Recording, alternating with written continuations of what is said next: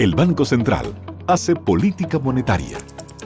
Para ello, utiliza la tasa de política monetaria, buscando incidir en las tasas de interés a que los bancos captan ahorros y prestan para el consumo de los hogares y la inversión de las empresas. El objetivo de la política monetaria es mantener la inflación en torno a una meta definida por el Banco Central, logrando la estabilidad de precios y contribuyendo a crear las condiciones para un crecimiento económico sostenido. Banco Central de la República Dominicana, por la estabilidad y el crecimiento.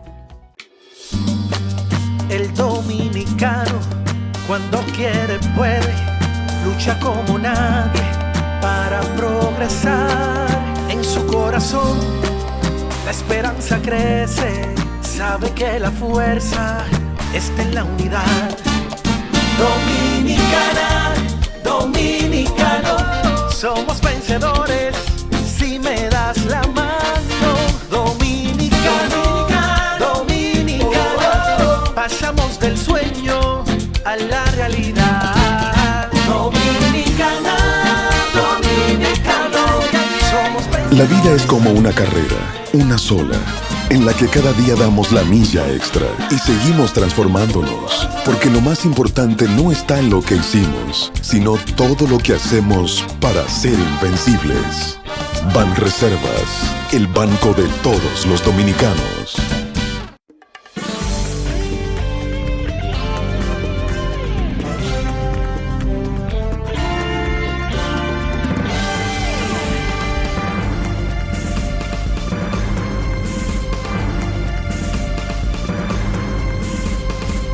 Muy buenas tardes, amables televidentes. Bienvenido a su cita diaria crepuscular y nocturna en Teleimpacto, que es al final de la tarde despidiendo el sol y comenzando la noche. Ponga su caridad en buenas manos. Apoye el Patronato de Lucha contra el Cáncer de Villa González Incorporado. 809-443-8010. También el Hogar Escuela Santo Domingo Sabio espera por su caridad para formar jóvenes en alto riesgo que andan en la sociedad perdidos, sin orientación. Y entonces en esta institución se les orienta, se les modela para que sirvan como buenos ciudadanos al país. La congregación salesiana cuida de ello.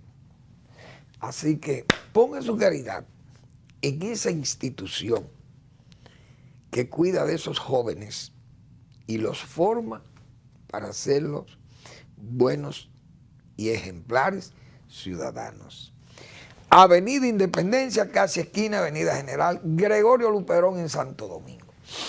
Bueno, hoy ha habido un hecho en Israel. Yo siempre comento todas estas cosas porque no hay ya país lejano. Antes, el lejano oriente, allá por lo Japón y Taiwán, o el cercano oriente, el medio oriente, Israel y todos esos países árabes de la península arábica, y bueno. Pero ya no se habla así, porque estamos tan al día, como se dice, comunicacionalmente, satelitalmente, el mundo está intercomunicado y no hay nada que nos aleje. ¿Por qué? Porque por WhatsApp enviamos una imagen instantánea que llega en segundos, llega al sitio más lejano de la Tierra. ¿Por qué? Por esa cercanía, ese acercamiento. Entonces en Israel, que es un país que tiene mucha importancia porque es un país que primero tiene incidencia mundial, aunque sea tan pequeño, porque es una etnia, los judíos, muy extendido en el mundo, pero además muy involucrados en los asuntos económicos, científicos, académicos, etcétera, etcétera. Israel hoy, en esa guerra eterna que tiene con los palestinos, ha habido una serie de disturbios en la zona de Cisjordania, que es la Palestina, ocupada por Israel también.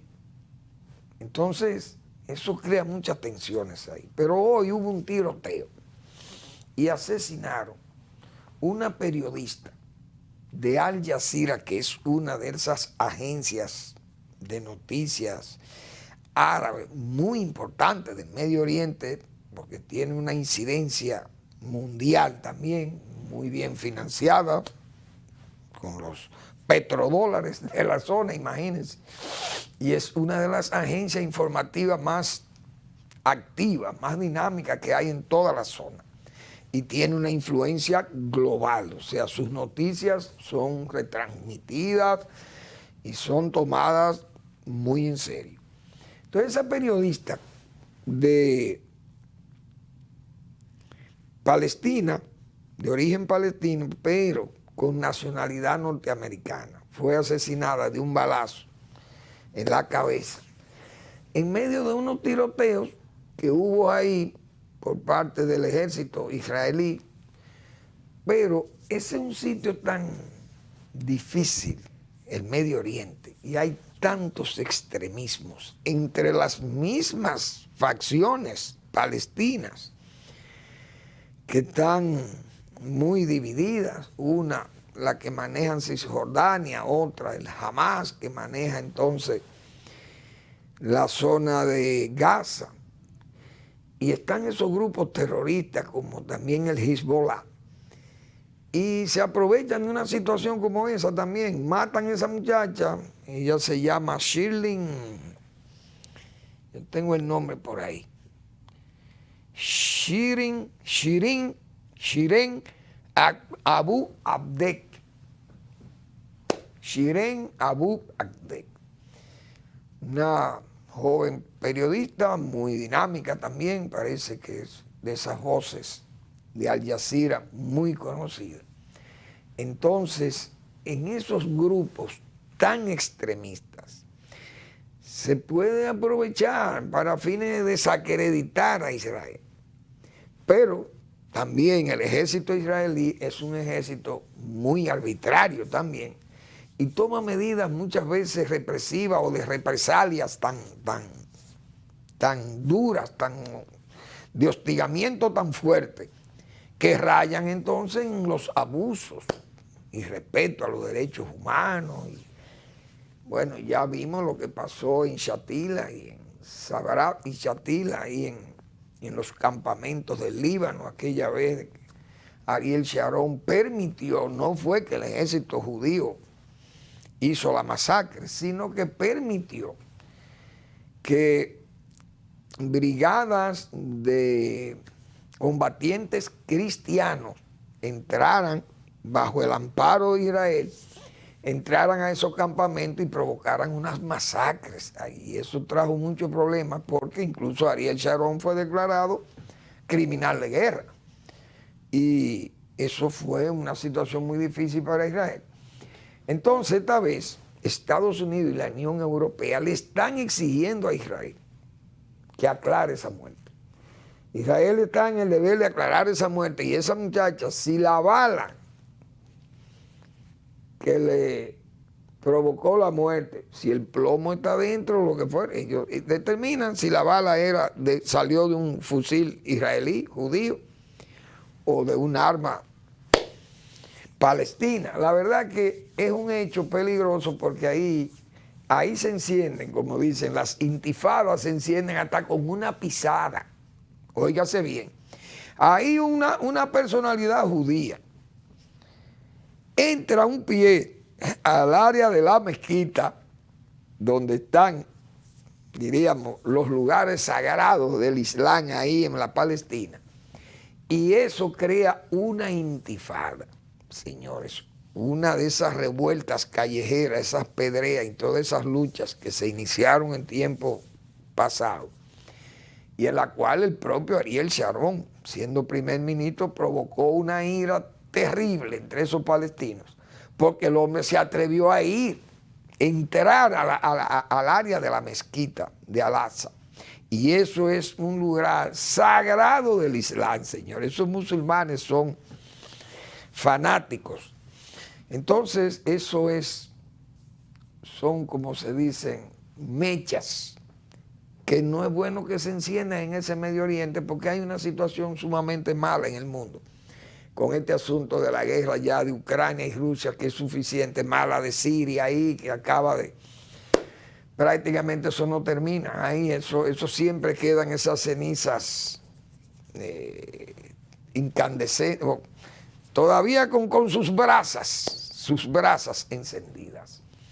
Irak, es decir, Yemen, esa guerra que está ahí como en una tregua, pero esa es una zona que está, Irán, toda es una zona que está amenazada, en peligro, y además con el problema de las exportaciones de granos de Ucrania paradas, que son las exportaciones que van a la zona mediterránea y a la zona norteafricana de todos esos países árabes, que fue lo que dio inicio a aquella primavera árabe, el incremento de los precios de esas materias, de esos commodities que salían de Ucrania y Rusia, y que en un momento dado subieron tanto de precio y se hicieron escasos además, y eso trajo una serie de levantamientos populares. Se aprovechó esa situación y miren dónde terminaron lo que fue la famosa primavera árabe.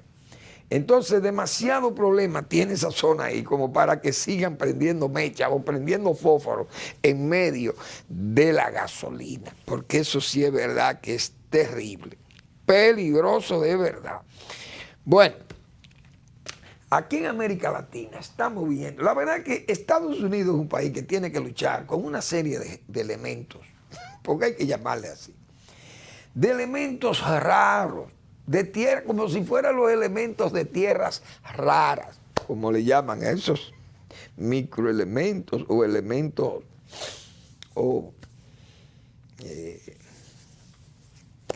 elementos que utilizan para fines de alta tecnología, principalmente las grandes potencias como China, Estados Unidos, qué sé yo, usan muchísimo. Y China es un gran suplidor de esos elementos de tierras raras. Y tienen unos nombres rarísimos. Pero bien, aquí en América Latina hay una serie de presidentes que bregar con ellos para un país como Estados Unidos, señores, es terrible. Fíjense que, por ejemplo, Rusia es un país que tiene muchísimos países que están a su lado, pero ahí no hay problema en esa frontera, a menos que sean problemas de que se sienten hostigados por ese dictador de Rusia, criminoso, abusivo, que bombardea y tira bombas y amenaza, y entonces esas provincias, esos países que están vecinos de Rusia, siempre viven temerosos, hasta que encuentren quienes los desafían, como Ucrania, Finlandia, Suecia, lo están desafiando. Y la gente de la OTAN. Pero Rusia, por ejemplo, con Kazajstán, Kirguistán, Uzbekistán, ¿cómo se llaman los demás? Bueno, Mongolia por allá, China que hace frontera, creo que Corea del Norte, una esquinita, hace una fronterita ahí con Rusia. Pero los demás países del Mar Caspio, por ahí, Turquía no tiene problema con Rusia, Georgia tuvo un problema ahí, lo que hicieron fue separarle unos terrenos. Es decir, por ahí con los vecinos no hay problema. Con los vecinos de China, por ejemplo, China prácticamente no tiene problema que no sean lo que ellos mismos se han buscado, reclamando terrenos, zonas marítimas, islas, etcétera, etcétera, por reclamaciones chinas. Pero no tienen problema con los dirigentes políticos. Pero la zona de América Latina es la zona más difícil, pienso yo, porque Estados Unidos, señores, luchar con un hombre tan inestable, tan inepto como ese señor de México, el presidente de México, el señor López Obrador, una personalidad, presidente de un país como México, tan importante para los Estados Unidos en su frontera sur, pero un hombre sumamente inestable. Y entonces este es un hombre que usted no sabe. Se la echa como de comunista, se la echa de izquierdista, actúa muchas veces como izquierdista, otras veces actúa como un sumiso, porque cuando estaba Trump en el poder era tranquilito. Estaba tranquilito, porque Trump lo tranquilizó, como dice. Pero el hombre sale con unas cosas verdaderamente muchachiles. Va a Cuba ahora tratando de echarle aire a los pulmones gastados del castrato. Ahora se destapa allí con unas declaraciones de que Estados Unidos, él no va a Los Ángeles, él no va a asistir a Los Ángeles, a la Cumbre de las Américas, si no invitan a las dictaduras, es decir, a Nicaragua, a Cuba y Venezuela. Él no va, se solidariza con ellos. Estados Unidos debe decirle, quédate ahí, no venga. Porque el problema no es México, el problema es él.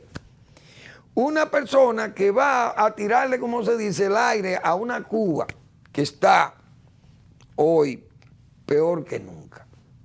Un pueblo que está en la miseria, un pueblo sin empleo, sin calidad de vida, asume un eslogan y ese eslogan lo convierten en una especie de himno nacional en Cuba, patria y vida, porque la gente está desesperada.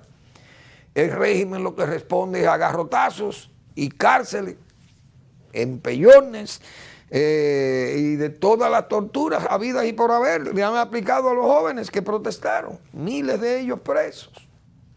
Las damas de blanco tratadas también a patadas, muchas veces a empujones y a palos. Ese régimen que ha vivido de la dádiva, siempre encuentra, como se dice, en esos 60 y pico de años, 62 años de la fracasada revolución cubana, que no le ha dado al pueblo el bienestar que le ofreció. Cuando recibía la dádiva de 4 o 5 mil millones de dólares al año de la Unión Soviética, le daba de todo al pueblo cubano y el pueblo cubano, oye chicos, felices con Castro, felices con Fidel, felices con la Unión Soviética y la orientación comunista, felices el socialismo, viva el socialismo. Muy bien, el pueblo estaba tranquilo porque le estaban regalando, porque era de la dádiva de la Unión Soviética. Y yo recuerdo aquellas expresiones de Brezhnev.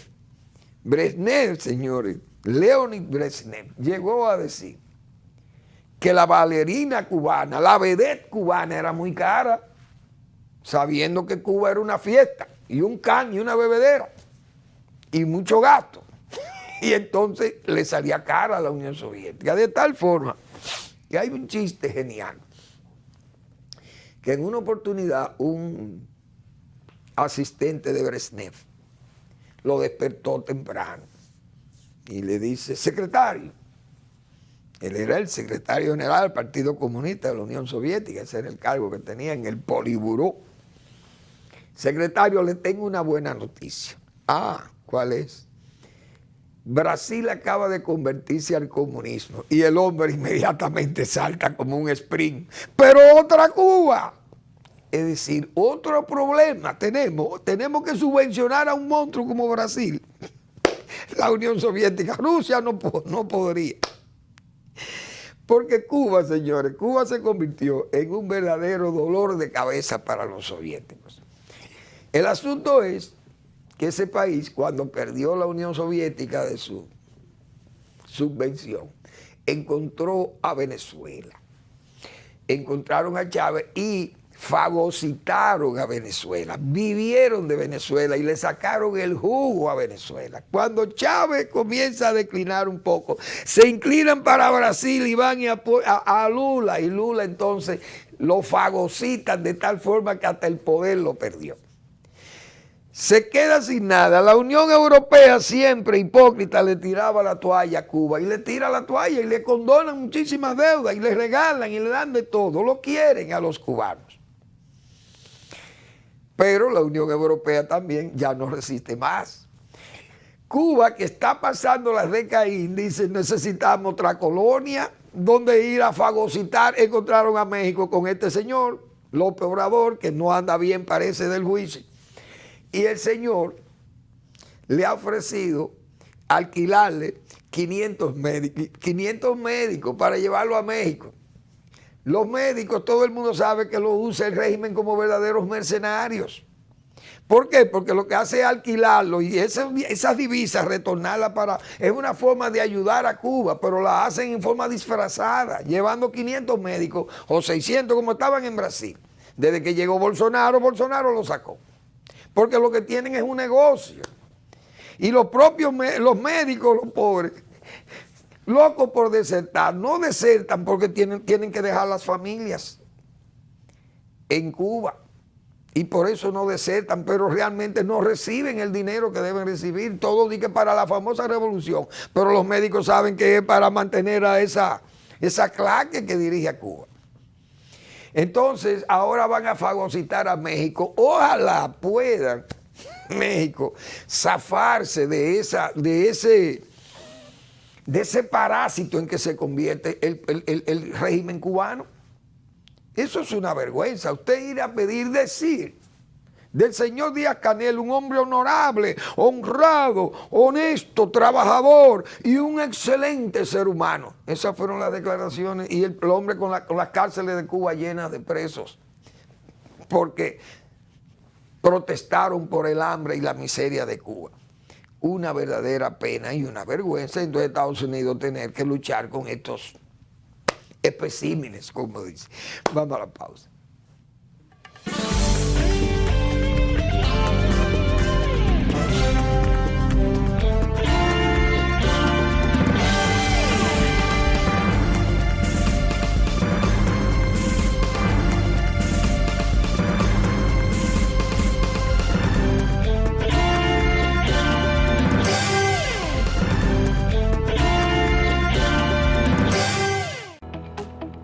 El Banco Central hace política monetaria. Para ello, utiliza la tasa de política monetaria, buscando incidir en las tasas de interés a que los bancos captan ahorros y prestan para el consumo de los hogares y la inversión de las empresas. El objetivo de la política monetaria es mantener la inflación en torno a una meta definida por el Banco Central, logrando la estabilidad de precios y contribuyendo a crear las condiciones para un crecimiento económico sostenido. Banco Central de la República Dominicana, por la estabilidad y el crecimiento. El dominicano, cuando quiere puede, lucha como nadie para progresar. En su corazón la esperanza crece, sabe que la fuerza está en la unidad. Dominicana, dominicano, somos vencedores si me das la mano. Dominicano, dominicano, pasamos del sueño a la realidad. Dominicana, dominicano, somos vencedores. La vida es como una carrera, una sola, en la que cada día damos la milla extra y seguimos transformándonos, porque lo más importante no está en lo que hicimos, sino todo lo que hacemos para ser invencibles. Banreservas, el banco de todos los dominicanos.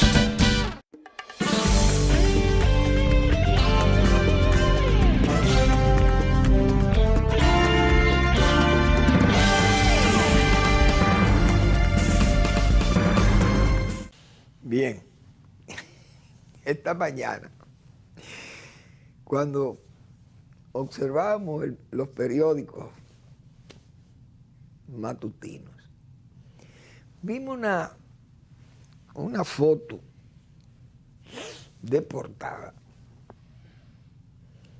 donde aparecían los miembros del comité político del PLD.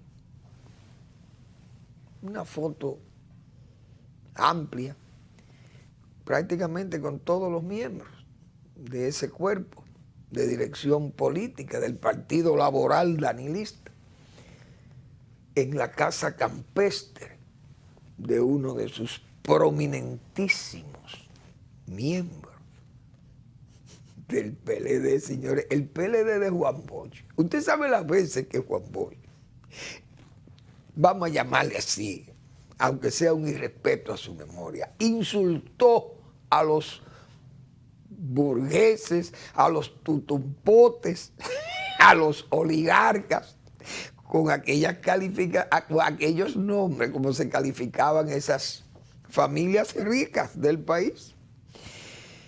Que el pueblo dominicano no conocía esas expresiones de tutumpote y no sabía ni de clase social, sabía que había una clase alta, la clase de sangre azul y qué sé, que le llamaban así, pero era más casi por la parte ni siquiera económica, porque eran tan escasas las familias que tenían mucho dinero, comerciantes, no eran tantos, o sea, pero había mucha gente con un abolengo social que no provenía de riquezas. Y entonces a esa gente se le tenía mucho respeto y tenía un comportamiento de burgués, qué sé yo, de tutumpote. Tenían una clase media, gente acomodada, pero gente educada y gente de familias, tradicionalmente familias honorables del país. Bueno, y eso le hacía personas muy importantes. Entonces, gente que se agrupó en unión cívica, quizás por esas mismas condiciones. Entonces se le llamaban tutumpote, o se le llamaba, en forma despectiva, se le llamaban muchísimas los burgueses y la que sea. Bueno, pero viendo esa conformación hoy de esos dirigentes del PLD de don Juan Bosch, y hablar de casas campestres o casas de playas y gente de un movimiento económico y de un estilo de vida verdaderamente de jeques y de jequesas, porque también hay hembras. Esas reuniones que si doña Miriam Germán fuera una fiscal como lo fueron Rudy Giuliani y aquellos fiscales de Nueva York, que en varias oportunidades recogieron a todas esas familias de la Cosa Nostra en Estados Unidos, principalmente en Nueva York. Viendo nosotros a don Paul Castellano, a John Gotti, a Giganti, la familia Genovese, Costello, Frank Costello, qué sé yo, esa gente de los años 50, esa gente le hacían redada y todo aquello, esto era una cosa terrible. Digo, buena oportunidad para que doña Miriam fuera por lo menos a indagar, porque no es que impute a nadie allí, pero a indagar aquellas riquezas que fueron declaradas, los bienes que se declararon y que la Procuraduría General de la República hizo tanta alaraca con aquello. ¿Qué pasó? Nada. Absolutamente nada. 20 meses tiene la Procuraduría y todavía no sabemos de alguien, señores, que haya declarado bienes cuyo origen tenga algunas, por lo menos dejen algunas dudas. Miren, las actas de nacimiento de estas riquezas, ¿dónde están? Se lavaron en alcobas ricas o se lavaron en medio de todo este crecido y tupido herbazal de tantas malas hierbas que tiene esta sociedad, muchísima gente. ¿Qué es lo que se ha hecho? Nada, absolutamente nada. Doña Miriam ni para allá miraba. Entonces, ese grupo social tan importante y cargado de poder, no se sabe nada porque parece como si hay un arreglo de que un mando mayor impide que se conozcan, por lo menos, díganos por qué son tan ricos o cómo son tan ricos. No se ha podido saber nada de eso. Entonces, llueven las especulaciones.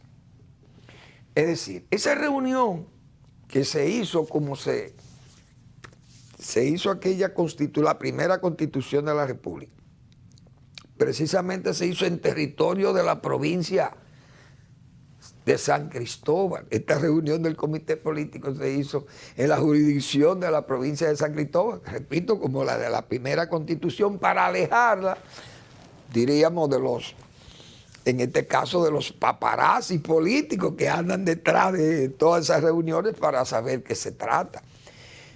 Supuestamente ahí se iban a tratar temas referentes a la candidatura, a las cuestiones electorales, que no se iba a tratar nada sobre la reforma constitucional. El gobierno le interesa la reforma y lo ha planteado en forma supremacista. Bueno, si no está de acuerdo a la oposición, lo hacemos nosotros. Oigan cómo es. Hoy, los abogados, el Colegio de Abogados ha hecho una propuesta. Dice, señores, no hay que reformar la Constitución para hacer más independiente la Procuraduría General de la República, porque ¿qué dice el artículo 173 de la Constitución? O por lo menos en lo referente a la independencia del Ministerio Público.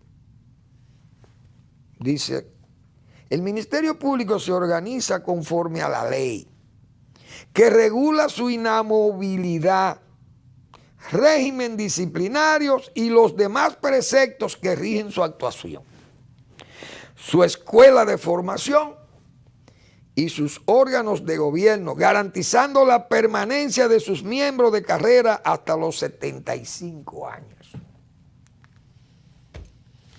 Dicen esta gente aquí que someten un proyecto que crea el procurador independiente. El Colegio de Abogados de la República Dominicana depositó ayer ante la Cámara de Diputados un anteproyecto de ley para la creación del Procurador General Independiente por un periodo de 4 años, sin necesidad de modificar la Constitución. Sugiere la modificación de los artículos 28 y 29 de la Ley 137-11 orgánica del Ministerio Público y tomar en cuenta el artículo 173 de la actual Constitución para lo referente a la inamovilidad de dicho funcionario. Es decir, señores, esta gente están planteando, son los abogados que están planteando que no hay que modificar la Constitución. Pero ¿por qué insiste el gobierno que hay que modificar la Constitución? ¿Y por qué esta reunión del Comité Político del Partido Laboral Danilista se hace, primero en forma tan discreta, separada del bullicio de la capital, como hicieron con la Constitución del 44, y para poder tal vez sugerir el 210 que sugirió don Siño Pedro? Porque si quieren hacer inamovible o independiente al Procurador General de la República, ahí lo dicen los abogados, no hay que modificar la Constitución. Porque es que la Constitución, dijo Leonel Fernández, ahí hay un procurador, una procuraduría independiente. No quiere decir que sea el Procurador General de la República porque es un ministro y lo nombra el presidente de la República, entonces habría que cambiar todo aquello. El ministerio es de justicia, ese es el ministerio como si fuera el de trabajo y eso lo nombra el presidente de la República. Ahora, la independencia de ese poder judicial es, fíjense que lo dice claro, la inamovilidad, y la tiene la independencia administrativa, funcional, operativa y todo eso. Nadie puede quitar un fiscal, como decía yo, el fiscal del distrito fuera Pepe Goico hoy. Pero el gobierno no puede quitar a la fiscal que nombró ahí el gobierno de Danilo Medina. No la puede quitar. ¿Y por qué no la puede quitar? Por la independencia del Poder Judicial. Es lo que estamos diciendo. Entonces, lo que dice Leonel Fernández no es como dicen alguna gente que son enemigos de Leonel Fernández o adversarios y bueno, y lo insultan y dicen de todo. Pero Leonel Fernández es una persona que usted puede estar o no de acuerdo con él, pero un hombre decente. Leonel un hombre respetuoso, de discreto, de silencio discreto, hemos dicho, un hombre sin odios gratuitos, sin púas vengativas, sin acrimonias, es un hombre decente, un político decente. Pero Leonel dice que eso es independencia, del Poder Judicial, o por lo menos de la Procuraduría General de la República. Pero no es todo independiente. ¿Por qué? Porque el procurador lo nombra el presidente de la República, pero el presidente que sabe si nombra a un político o un apolítico. Eso está bajo el criterio del Ejecutivo. Porque la ley no le prohíbe nombrar un apolítico. Al contrario, él puede nombrar un apolítico. El propio presidente de la República puede nombrar un apolítico.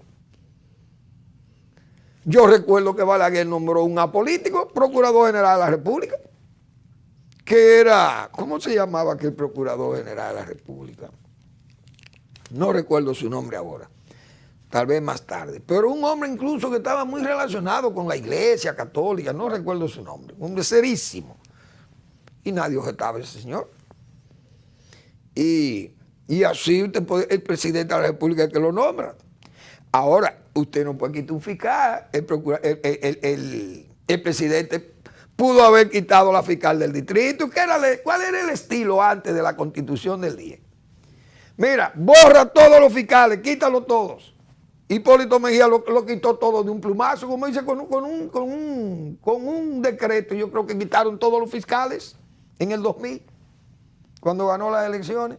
Se van todos para su casa. Nómbrame 200 fiscales del PRD en esa época. Eso se hizo. Y tal vez lo hizo también Leonel Fernández cuando llegó en el 2004. Pero después que se aprobó esa Constitución del 10, usted no puede votar a esos fiscales. Esos fiscales solamente los votan los mismos fiscales. Entonces, por eso yo decía ayer, la fiscal del distrito, hace rato que hubieran quitado, ya el presidente Abinader le hubiera puesto un decreto nombrando a Pepe Goico, que es abogado, y Pepe se ha preparado como abogado, decía yo ayer. Entonces tuviéramos a Pepe hoy de fiscal del distrito, pero ¿por qué no lo es? Porque no pueden quitar a la señora Ramos. Ramos, creo que es apellido Ramos. Entonces, eso, ¿qué es lo que hay? Si se quiere modificar la Constitución, di que para eso es falso. La Constitución se quiere modificar por dos razones. Para quitarle a Danilo Medina el impedimento, y a cambio de eso, Danilo Medina y su grey congresual aprobarían la reforma constitucional, porque ¿qué es lo que se va a colar en la reforma constitucional? El 50+1, eliminar el 50+1.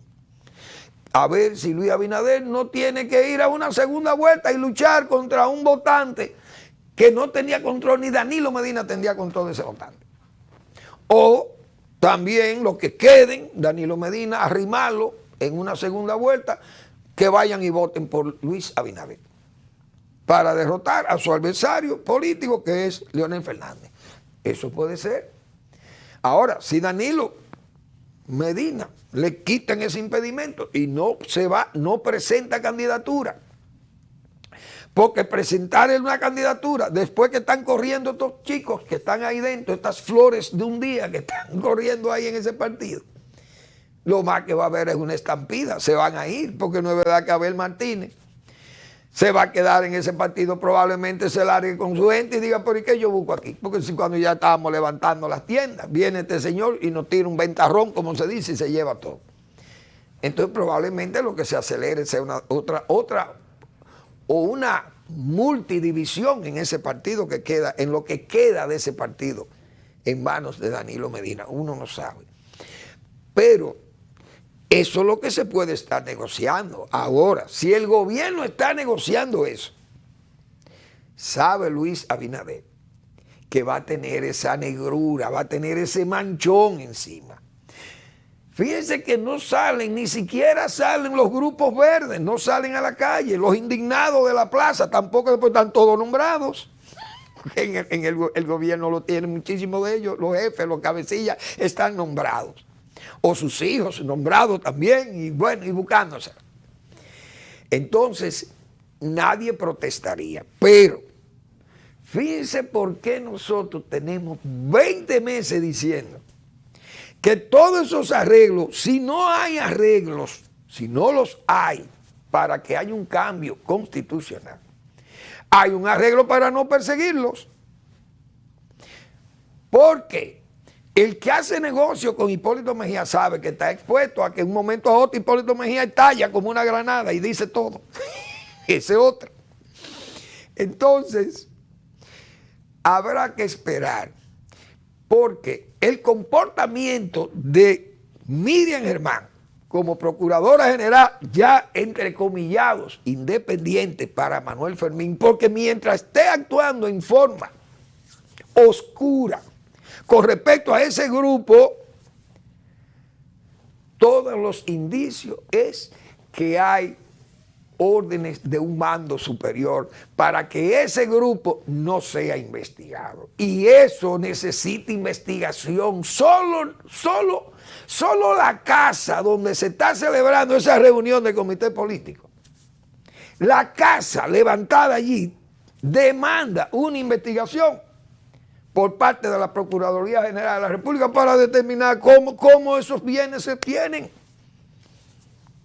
por vía de sueldo de la administración pública. Vamos a la pausa.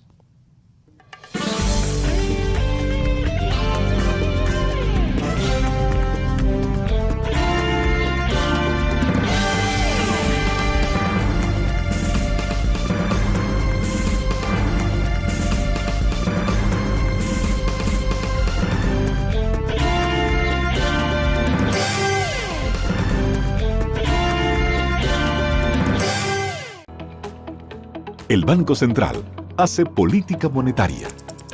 Para ello, utiliza la tasa de política monetaria, buscando incidir en las tasas de interés a que los bancos captan ahorros y prestan para el consumo de los hogares y la inversión de las empresas.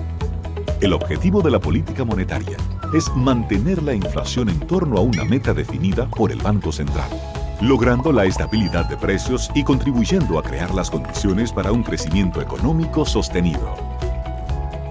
Banco Central de la República Dominicana, por la estabilidad y el crecimiento. El dominicano, cuando quiere puede, lucha como nadie para progresar. En su corazón la esperanza crece, sabe que la fuerza está en la unidad. Dominicana, dominicano, somos vencedores si me das la mano. Dominicano, dominicano, pasamos del sueño a la realidad. Dominicana, dominicano, somos vencedores. La vida es como una carrera, una sola, en la que cada día damos la milla extra y seguimos transformándonos, porque lo más importante no está en lo que hicimos, sino todo lo que hacemos para ser invencibles. Banreservas, el banco de todos los dominicanos.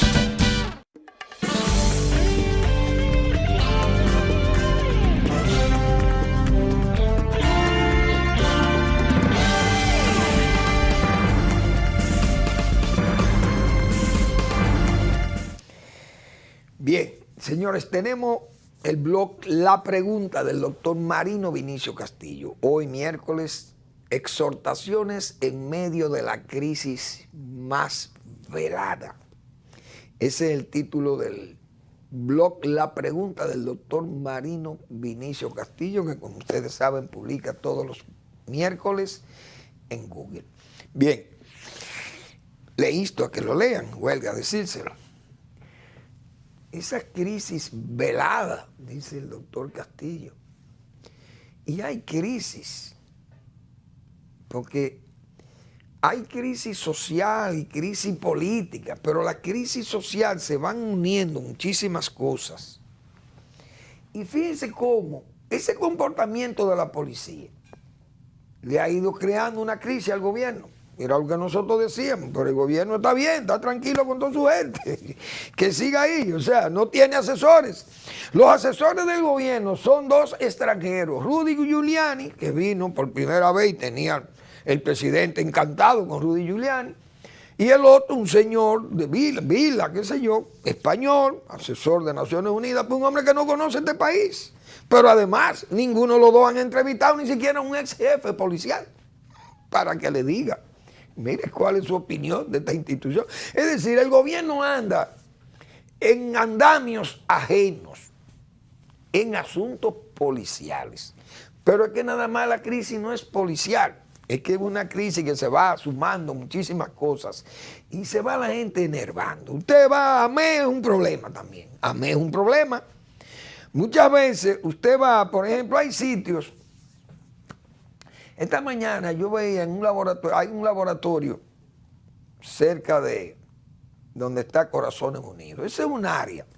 Corazones Unidos es una clínica que ha quedado enclavada en un sector de Naco ahí, con pocos parqueos.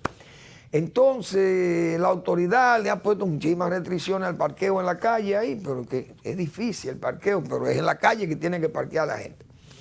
Entonces, a veces se tienen, como se dice, que violar la ley. Entonces, hay que ver lo que es violar la ley. Una gente enferma que va a ver un enfermo, una gente que va a hacerse un análisis de laboratorio, etcétera, etcétera. Entonces, llega con prisa, llega, bueno, o llega preocupado, y entonces vienen y le ponen una multa, y esas cosas van molestando a la gente, sabiendo uno que ese cuerpo se hace de la vista pesada en otros sitios.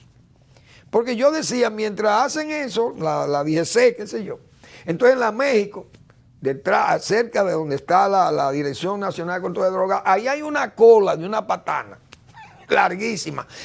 Y eso tiene, pero semanas tiene eso parado allí, en medio de la calle y de la acera.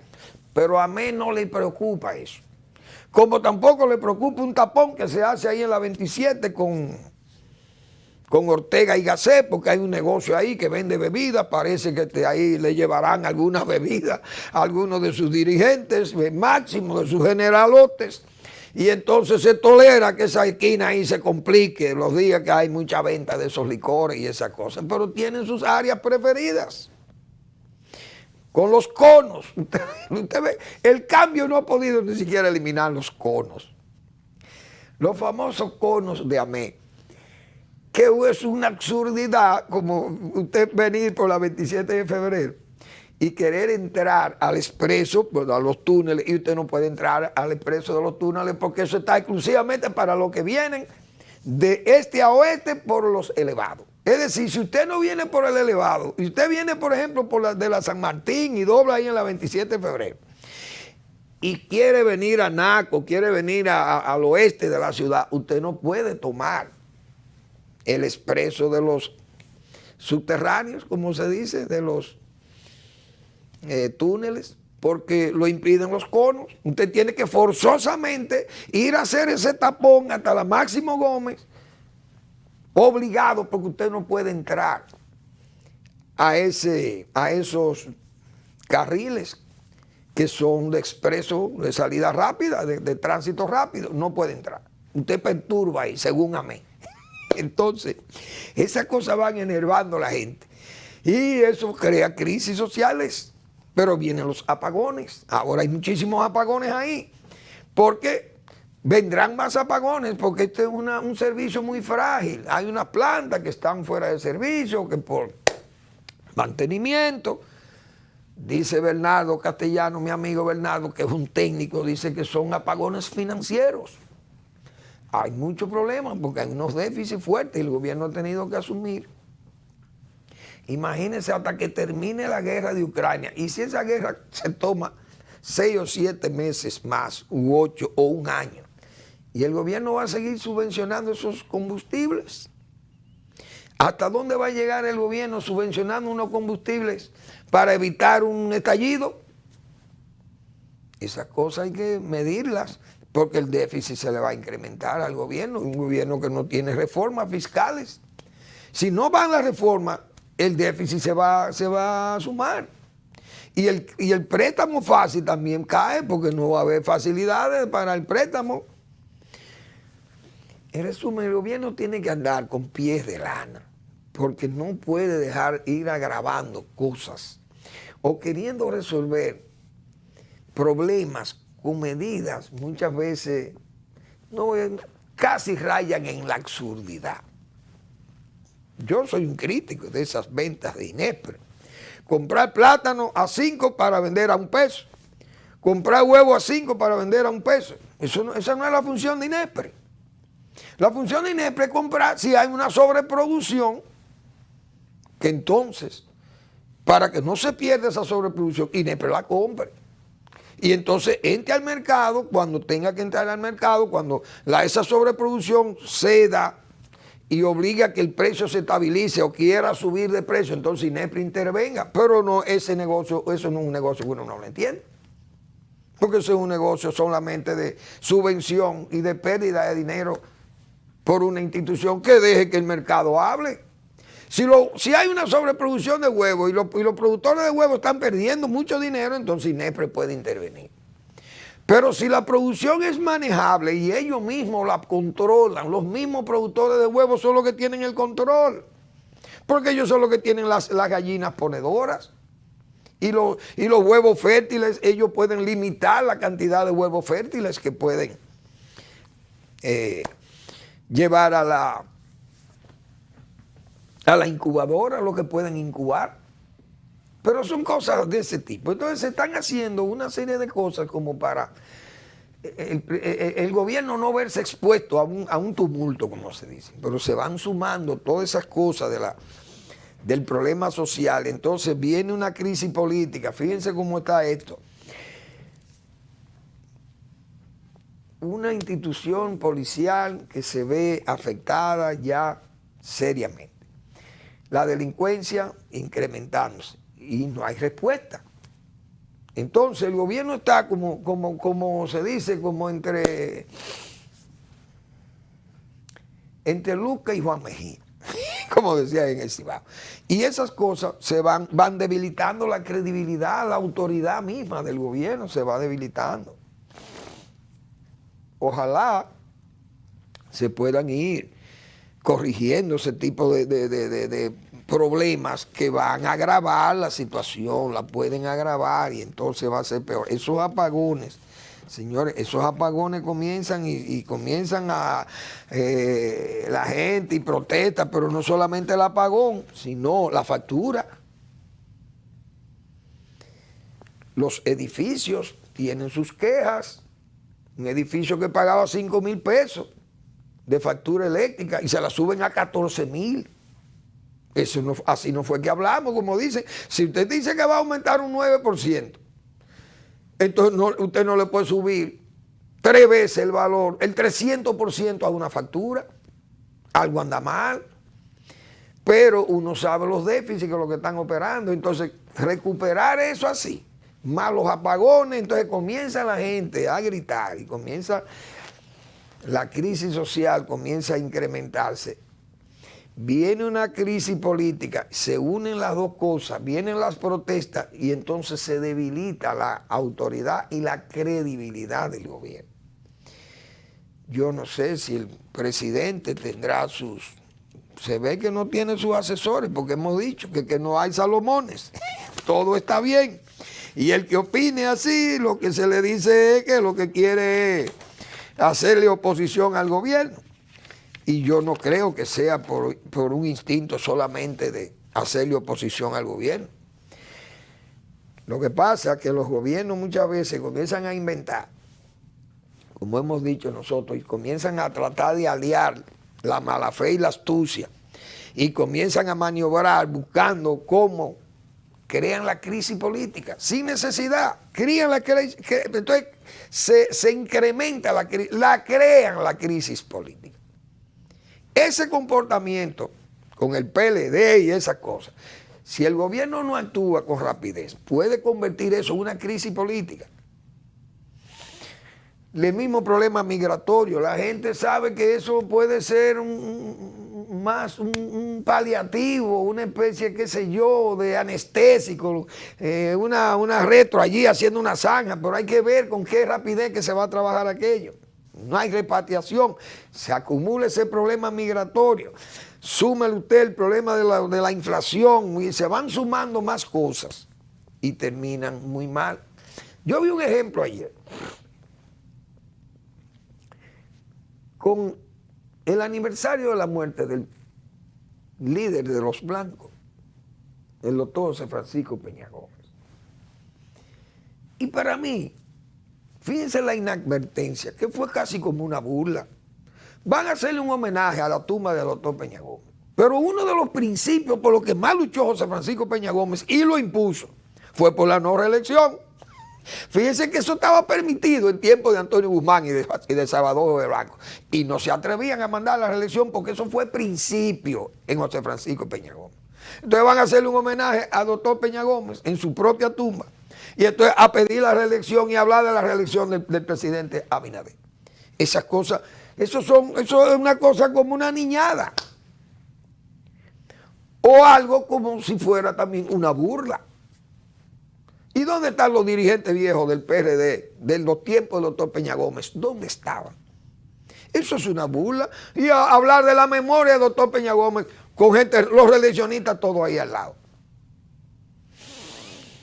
Gracias por su atención. Nos vemos mañana en otra entrega de A Final de la Tarde, despidiendo el sol y comenzando la noche.